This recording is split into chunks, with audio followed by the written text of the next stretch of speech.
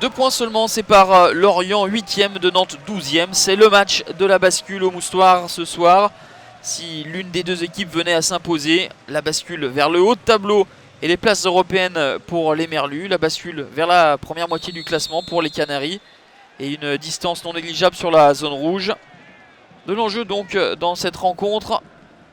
Michel Derzakarian espère un beau visage de la part de ces hommes qui restent sur un nul face à Toulouse lors de la dernière journée. Les Merlus, eux, se sont inclinés 3-0 face à Lille. Et ils concèdent la première occasion. Il faut toute la vigilance de Lecomte pour s'interposer devant Odell. La vigilance de l'autre côté de Rioux sur cette reprise à bout portant de Majid Varis. Il était bel et bien présent. Très beau réflexe du genou de Rémi Rioux.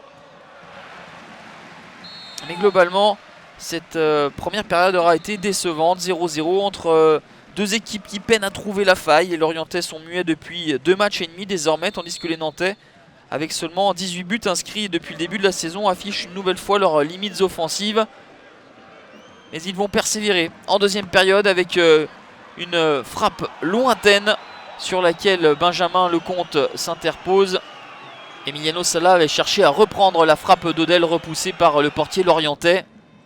Une nouvelle occasion pour les Canaries avec ces têtes de Viscarando. La vigilance et toute l'envergure de Lecomte fait la différence sur cette action. Nantes est un petit peu mieux dans cette deuxième période. Lecomte repousse tant bien que mal cette offensive.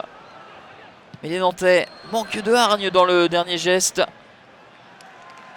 Le coup franc repoussé du point par Lecomte. Ensuite la reprise de Yacine Bamou en glissant. Lorient attend peut-être son heure et dans les dernières minutes, c'est Jeannot qui aura l'opportunité d'ouvrir le score, mais son lob est mal ajusté devant Rémi Rioux. Bonne sortie du portier nantais qui gêne l'attaquant des Merlus. Une dernière opportunité justement pour les hommes de Sylvain Ripoll. Et bis repetita, c'est Rioux qui sort vainqueur de ce duel face à Benjamin Jeannot, l'ancien nancéen qui n'est pas en réussite. La dernière opportunité, un coup franc direct tiré par Yann Jouffre, c'est repoussé par la défense. 0-0 score final. Les gardiens ont pris le pas sur les attaquants. Lorient n'a remporté aucun de ses 3 derniers matchs à domicile et les Nantais enchaînent un 5e nul consécutif.